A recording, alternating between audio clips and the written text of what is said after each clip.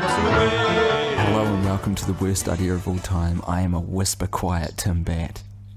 My name is Guy Montgomery, and we've got a special guest this week because miracles do happen, everybody. It's only Rose Matafeo. Hello. Woo! Hi. Purely by chance, really. I couldn't have got it out of being a guest on this podcast this week. Yeah, well, you're sort of waiting for me to leave the house here in Edinburgh. No, I'm not. I was hanging out.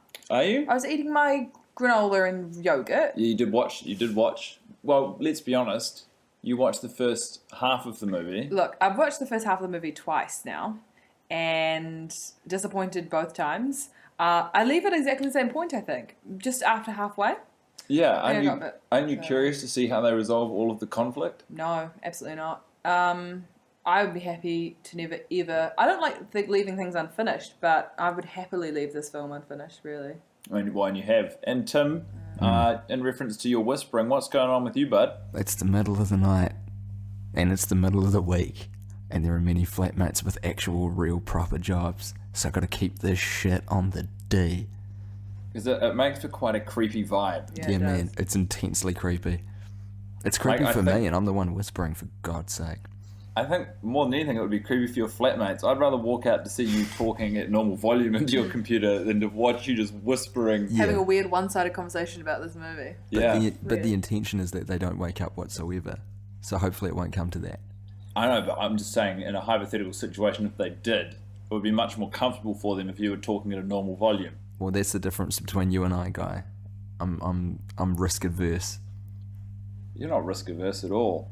That's not being a risk averse. Is it? Someone's on Skype. Someone just came on Skype. Well, look. So, I'm awake and I'm here and I'm talking to you guys in Edinburgh and I've just seen the film for the 25th time. And boy, did it rock my fucking world. Truly? Yeah. No, not truly. I was so depressed, bro. I was so sad. And I got really anxious and then I started thinking about how many more times we got to watch it and I started getting real, like... Is disparate the word? Like despairing. I think that's the word I'm looking for. Despairing, yeah. Yeah. So You were experiencing abject despair in the face of Adam Sandler's fucking stupid gob. You nailed it, Matafeo. My question. Oh no, but also, this is getting somewhere, guys, because 25. Inspiration. We're nearly halfway there. Like that is just mind blowing. I really just I'm really impressed now. At first, I thought you guys were just so this is a fucking stupid idea, and it is a stupid idea. But the more it goes on, the more strangely proud I become of you two. This is inspiring. It is inspiring. I'm here to inspire you guys because seriously, it's like it wasn't even a thing to achieve, and you made it a thing to achieve. This never existed as a challenge to anyone. This never was a thing that anyone has done before or anyone wanted to do because no one should do it because it's stupid. But you guys have actually given it. You've deemed it with meaning. You've actually turned something horrible into something that is just a beautiful thing.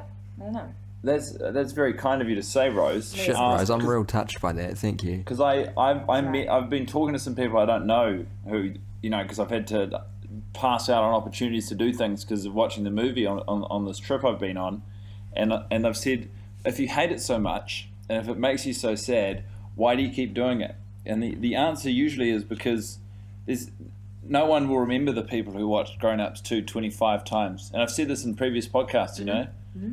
I mean, we'll go down. Well, we won't even go down in the record books as failures because we won't even make it to the record books. It's got to be 52. There's no record book for this. That's the thing. We're forging a brand new path and record book ourselves. Could you get into the World Book, Guinness Book of World Records? Nah, because it hasn't been verified. Although these podcasts should probably serve as some sort of, evidence, physical evidence. They're hard asses about that. I saw in the news the other day about this really stupid one where it was the most amount of soldiers dipped into a soft-boiled egg, and they did it in New Zealand, and of course. So stupid. It was so stupid. The eggs looked really concerning. It was concerning how undercooked they looked. Oh, that's not good. I know, but they all had to do it at the same time, and it's just so stupid. So I think don't even aim for the. Was it verified? It was verified. It was a record. The irony, if we did get this verified as a world record, would be the person verifying it would have to actually be with us for every screening. So they would by they virtue would of that actually themselves- be part of the world yeah. record. Exactly, which You is guys kind of an should- interesting concept. You guys, one of you should have been ordained as a Guinness Book of World Records. Fuck, you're right. I'm ordained as a minister Actually? of the church. I did it online when I was like 14. Oh, God. That's So in the fantastic. Church of Life. Classic thing for you to do. I printed it out. I got it laminated at home because I think I actually got the idea from friends because I think it means I can marry people. Yeah, you Yeah. can. That's And all also you can read do. witness documents. Oh no, you have to be justice of the peace to do that. I used to fly when I was like 15. I'd fly as Reverend Guy Montgomery. I've still got that on my flybys card to this day because they used to let you put any title that you want, but then they changed the Yeah. rules later on. But I'm still the reverend on that. My brother did that with his one card. He was Sir Digby Chicken Caesar, and it made us laugh every time. That's a pretty funny name. It's from Michelin Web. You've seen that? Yeah, I haven't seen that sketch. Oh, it's so good. I was also Chenanlabong on my one card, That's really good. I enjoy that. which is a quote from one of the Christ. Great Friends episodes. So Tim, you sounded really depressed when you were describing your viewing experience. 25 times. Of the 25, where do you think, one being the most depressed, 25 being the most enjoyable, where do you think this screening fell for you with regards to how you felt throughout? Oh, what? On a scale of 1 to 10, how am I feeling? No, 1 to 25. So if it's number 1, that's the worst viewing you've had so far, and Oh, if it's I see. 25, that's the most enjoyable. Oh, okay. Probably top 5. Probably 5 or 4. No, that's pretty bad. Yeah. Is everything all right at home? Is there tension in the flat? You want to talk out with us? No. Oh, that was a yes. That was. Why did you was make very that noise? Why did you pause like that? Nah. Everything's groovy around here. I just feel like I'm going insane. I'm in the kitchen right now because the internet got cut off. And so I'm having to do this on 3G, but the only place I can get 3G in the house is in the kitchen. What That has would my make life you- become, man? That would make you feel kind of insane. Is it dark? It's very dark. The only thing that's on is I've got one light, and it just happens to be a fluorescent light, so it's casting a really horrible light over the kitchen, and I'm just looking at our stove. Do you guys feel that? Now I've been thinking a lot about life and death, obviously, because that's what I do think about a lot. And obviously, going on a long plane journey, I had a long time to think about it. And do you feel like every second of your life is precious? I don't feel like that. No, wait, let her finish the thought. do you genuinely feel like this is like when you're old, when you're on your deathbed, will you be like, why did I do that? No. Why didn't I? No. No. Okay, really? Absolutely not. I'd like to counter argue first, Tim. Please. And then you can. Have put you been yours asked in. this before? No, but I have Okay. considered this. There's a sort of, I don't know if it's a proverb, but there's a saying: if you feast every day, then when will you feast? Which is sort of like if the only meal you eat is a delicious banquet, then the effect of eating a delicious banquet is removed because it's all you So know. this has a sobering effect this on is- you. this is- Leveling. This is leveling you. Exactly. This is like David Brent in The Office when he says, if he quotes Dolly Parton, he says, if you want the rainbow, you got to put up with the rain, and this is the rain. Do you know And this what is- philosopher said that? Dolly Parton. And people say she was just a pair of tits. What's the other one? Where it's oh god, I remember I printed it out in an office once, like tried to recreate it. What's the other one? That he says. Yeah. How do you want to be remembered? No. It's a thing. It's a lyric that he puts up on his wall. Oh, Desiree. It's a Desiree. Desiree. Desiree. What is shit, it again? What is it? I'll Google it. You In the Google it. meantime, Tim, would you like to say why you disagree? Why you don't think this is a waste of time? Well, that was a pretty good angle that you're coming from, but I was coming from a slightly different angle, where I don't consider this... I mean, it's depressing, which makes a nice sort of yin to the yang of my normal, pretty happy life. But also, I think that I'll look back fondly at the end of this project with a lot of, sense of accomplishment and achievement. Because this is, whilst it is a ridiculous thing, and Rose has mentioned that, it is a thing. It's a real thing, and it's a thing that it's going to take a lot of time, and maybe hard work's the wrong word, but Well, I think something. it is. So Commitment. to me, it seems like no, but I do agree with you guys. I was just thinking, that maybe that would cross your mind at some point because. But for me, it seems like because I would just waste 2 hours every week, just fucking around on the internet, right? like, and that's the same amount you guys are spending this year on this. Mm-hmm. But I feel like it's almost, and I've been looking into a lot of meditation techniques at the moment. That's interesting. And, so have I.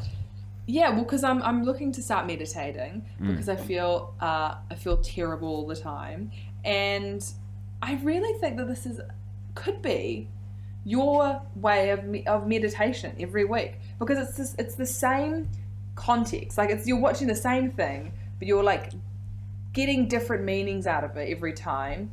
And it's something very stable about that. Like meditation, you're supposed to like sit there, you're supposed to observe everything that comes in and just goes away. It's kind of what you're doing. You're just letting this movie wash over you, and you're just experiencing whatever. I do feel like there's a level of plausibility to that argument. Yeah. Because we're hitting the same. It's like a constant, and what is essentially a pretty unstable lifestyle. Mm-hmm. It's it's one thing which is always there week after week. That's what I was thinking actually, but that's what I was thinking the other week. I was thinking of you guys actually, and it's funny because in a year, you guys are both young, hip men, and living lifestyles. Thank you, Rose. We're living lifestyles that are either constantly changing, and you're artists, and so all the context is changing all the time. But to have one thing that is the only stable thing in your lives is this. And things are constantly changing in your lives, but this year, this is the one thing. That's why I love it. I've said that to Tim as well, that it will be interesting to listen back and hear about where we were respectively in our lives. And I remember really early in the podcast, Tim, I posited that this was all a ploy to strengthen our friendship. Yeah. Would you not say that is probably what's happened? Do you know something, man? I got so we've had a little bit of action the last week in terms of people getting interested. A student from the Auckland University of Technology wanted to interview me for a unit about the podcast, and she said, "What has the effect of the podcast been?" And I listed our friendship as being a good effect of it. So that was just 1 day ago that I was having that discussion. So that's hit the nail on the head there, mate. And we got this write-up from some guy. Yeah, I've just got it in front of me now. Yeah, do you want to? Can you sort of venture into that, because it's really weird when people find things that we're doing which we don't know we're doing. Yeah. Well, what the guy did is he referenced this thing called superplay, which apparently is a phenomenon in video games, particularly really old and basic ones like Mario and Sonic and stuff. Should we give him a name as well so that we can credit him for his efforts? Yeah, definitely should. It's quite an interesting name. Trying to figure out this is very quick. The blog is Media Glutton. Gertrude Perkins, maybe? Yeah, Gertrude. That's the one. So he's describing the superplay phenomenon where you play the game so much that you kind of get into every single facet of it. You do a speed run where you try and complete the game as fast as possible, and you play it so many different times that you basically discover everything there is to discover about the game. And this guy's suggesting that we are applying that philosophy to this film. And I'll just read a little piece which is near the end of the blog. Tim and Guy are experiencing Grown Ups 2 in a way that nobody involved in its production could have anticipated or likely wanted.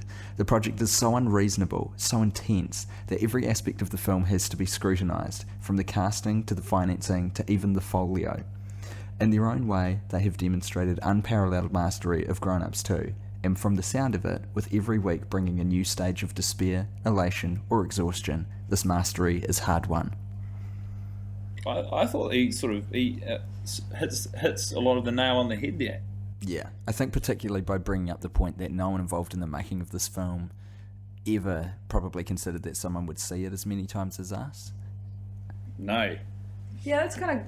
Yeah, that is like this is Even a the director probably hasn't seen it. It's a disposable movie. This is a throwaway movie. You're supposed to pay your ticket and see it and never experience it again. But that's now the beautiful thing, bringing it back to, putting meaning into something that's meaningless. Yeah. I feel that.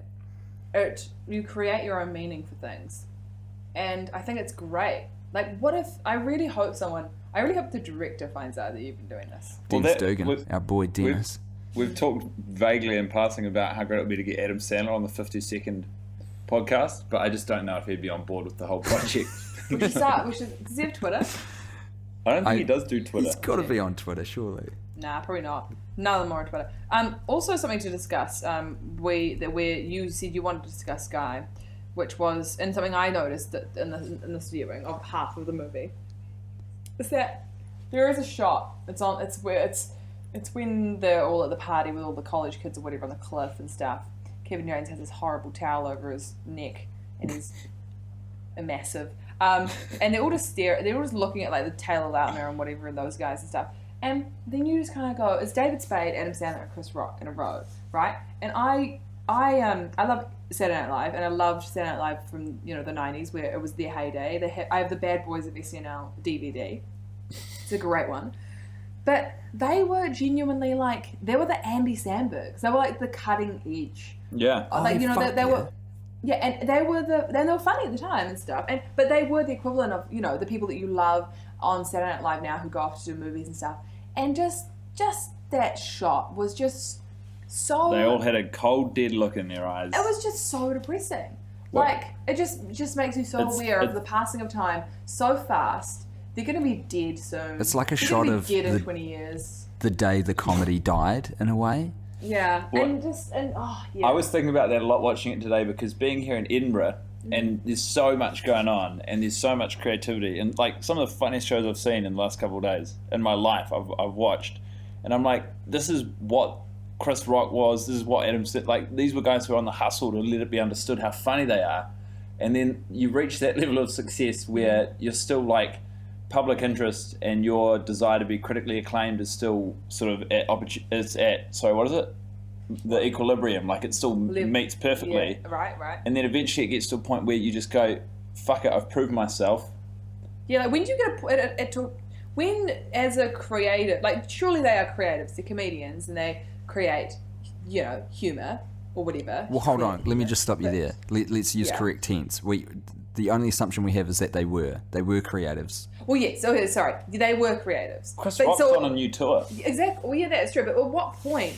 I know some other factors come into it, like money and all that. But at what point do you hit a point where you are successful and stuff, but you're so successful that it makes you stop wanting to something with the thing within you that wants to create and create new things and be productive as a creative human being in your field, in your particular set of skills, it just disappears. It seems to have gone. It seems to. But instead of just you also disappearing from the public eye with it, you continue to have the same output, just with no investment in the product. Absolutely, it's I guess it's not even like the loss of integrity of what your art is, but it's the complete loss of like the will to do what you think you're here on Earth to do.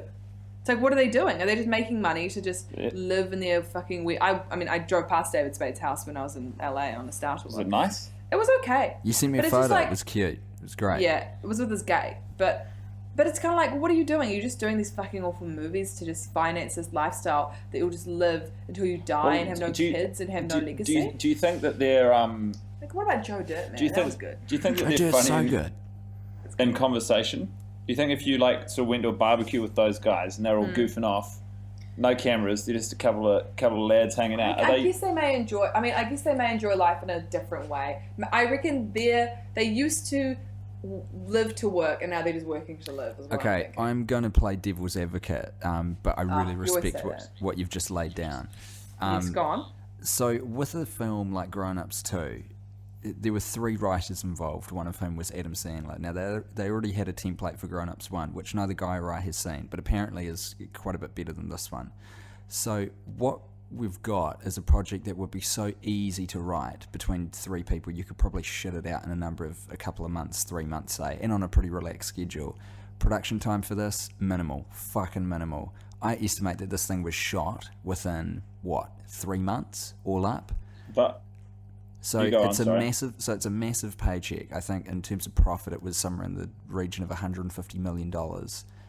That's a big old paycheck for not a lot of time or a lot of effort. And maybe we're, painting all the people involved with this film, or the stars at least, with the brush of Grown Ups 2. Whereas in fact, this is simply a paycheck so that they can go on and do the other creative things, like Chris Rock doing another tour. Well, it is absolutely a paycheck, because Rose was saying, we were talking about Braden Higgins, when he had to do the line, no go, stay. Yes. And then Rose said, do you think actors are... What was the question? Well, just like... well, actually it wasn't really a question, it was actors are stupid. Yeah, actors are stupid. But just like, it's funny how it's just because that particular line, he committed to it so much. And sometimes I find acting really funny, and I don't think I could ever properly do it because I feel like, you have to have a lack of self-awareness to be an actor, and that's usually what makes them boorish to talk to, like real, like, legit actors and shit. Wow, good insight. Well, but it's just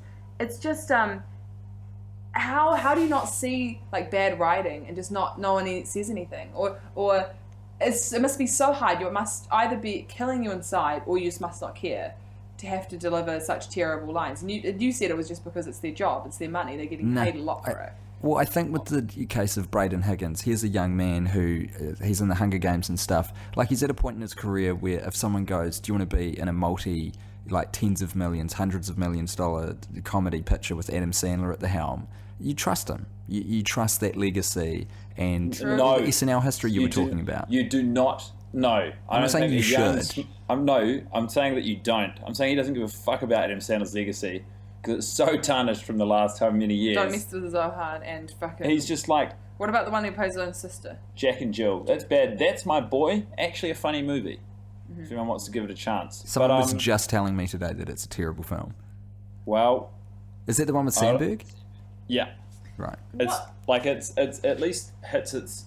It's not like Grown Ups 2, which treads this weird line between being for kids and grown ups. Like, it's properly crass. Yeah, here's another interesting point though. And I was talking to it about it at work. We're talking about The Nutty Professor and Big Mama's House and stuff, and how there was a period of time where everyone was just okay with those films. Everyone was okay with body swap films. Everyone was okay with, like, body transformation, like people wearing a lot of prosthetics, being a fat person, doing fat jokes and stuff. Sure, Freaky We were Friday. all okay with it, and we still look back on it. And mate, I love Big Mama's House. But if you watch the trailer now, it's like, what the fuck is this movie? But that was... But it was a certain... I really, truly... Maybe it's because people have outgrown the genre, which usually doesn't happen because genre is somewhat timeless. Yeah, sure. But maybe Adam Sandler and co operate in a faction of comedy films that just have truly no... Like, there's no place for them anymore. No, but they know what they're doing. Do they though? They're creating to a formula. Do you think Adam Sandler gives a fuck that we're doing this conversation right now? He's just sitting in a house with his wife and kids watching. He's like, listen to this song. It's called About Piece of Shit Car. I used to be hilarious. And his kids are going, you are hilarious, Dad. Yeah. What about... Yeah, it's kind of funny, like, to compare Adam Sandler to someone like Steve Martin, who is still a person who did shit movies and stuff, and, has been working ever since he was young, but he still has a need for creative output in other ways. He didn't single-handedly helm like a ceaseless torrent of shit movies. Like That's true. They weren't from his production house. He was sort of gambling on certain projects and hoping someone would do good in somewhere. Although I reckon Cheaper by the Dozen's fucking dope. I really dig that movie. I actually haven't seen it, but I love Bonnie Hunt. It would come out looking very good after this movie. But yeah, this is a good point as well, though. Have you ever discussed the fact that this is a fucking sequel as well? What do you mean discussed it? In what regard? We've discussed a lot of things over the last 24 episodes. To be fair, when I first saw Grown Ups, the trailer for Grown Ups, I was like, oh, I'd see that kind of as a joke, go along to the cinema to watch that.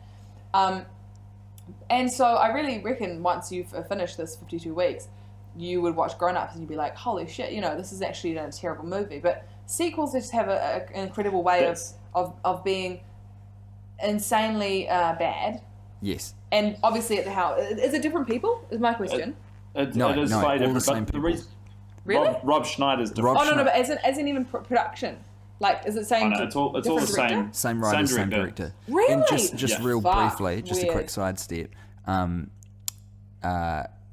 Speaking of Rob Schneider, apparently Nick is the character Nick in the film is the brother of Rob Schneider's character. Yeah, that is referenced precisely 0 times in the movie. I only found out about that from the internet.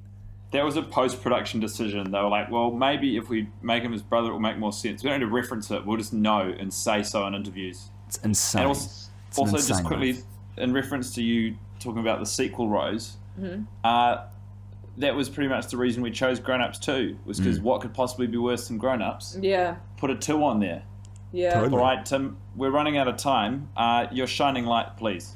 The Lemonsoft's house is at number 116, which was a flat that I stayed in Newtown, Wellington, 116 Daniel Street. and I dug that flat. Made it nostalgia. Made you nostalgic. Yeah. That was a terrible sentence. Mine was when David Spade's at the train stop about to pick up his son. There are these. So there's a shot of him. Like there's shots from both sides of him. There's one from the angle that the train's coming, and there's this couple hanging out behind him who are like look like they're going to get on the train. But as the train pulls in, it becomes obvious that the last carriage is going to land on them, and there's no door in. And they're just standing there looking at this train without any way of getting in, and then the shot changes so you can't see them again, and it goes back and they've just disappeared. Like it's like they just gave up on getting on the train because there wasn't a door immediately in front of them. That's so great.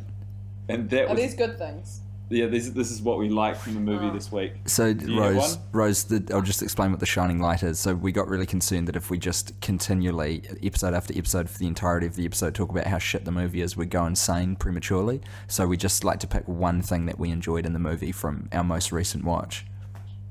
Right. I So- think well one of my long lasting favourites from the 2 times I've seen the first half of this film is what I noticed is that when John Lovitz comes in to the class with his obviously he's a janitor and stuff, but I didn't see in the first one that he fully brings his mop and thing halfway into the room, like right next to the girls. Oh yeah. So there's no way that they couldn't have seen him, and also the mirrors in front of them. There's no way they couldn't have seen him come in with that mop and then come through. Like, how fucking stupid must this woman be? In the world of this movie are this weird subspecies. I know, but I mean, to turn it into a shining light, one of my favourite lines is when he's exiting and says to the gym instructor, "Say it's true, even if it isn't." I've talked about that line. It is so It's a great good. line. Yeah. It's a really good line. You've talked about it ad nauseum. Well, damn, guys. I picked a bad one. No, you did. You picked the No, you Screamer, picked a Rose. great one. And thank you so much for joining us. Hey, Yeah. thanks for having me. I'm sorry I talked about some deep shit. I've been going through some. I loved it. anxiety Rose, can stuff, I you know. can I just say quickly before you go that it's been a fucking delight hearing you and Monty wax lyrical about some of the stuff and pick up the lion's share while I attempt to not wake up my flatmates. And that's good. I've been highly entertained by listening to you too. So I think this one's a goodie. So thank you. Hey. Look, we're doing this in my room, and Guy won't leave my room, and I'm trying to eat my couscous. Yeah, Gotcha. Rose has been eating couscous the whole time. Anyway, I'd like to... The food's so I'd like nice to- they named it twice. Hey, a Seth Rogen quote. Well, that's. I was about to start. Yeah, we can't talk about it now. We've run out of time. What I will leave you with is, for some reason, I've got a small biography of Simon Barnett up on my screen right now at Fuck newzealandonscreen.com. You've got a biography Simon of Barnett, Simon for those of you who don't know, he won the Best Presenter Award in the 1993 New Zealand Television Awards. And we'll just leave with a quote from him, apropos of nothing. Okay. Being a radio broadcaster is a great job for me because I love people. Everyone's got a story to tell, and I really enjoy hearing their stories.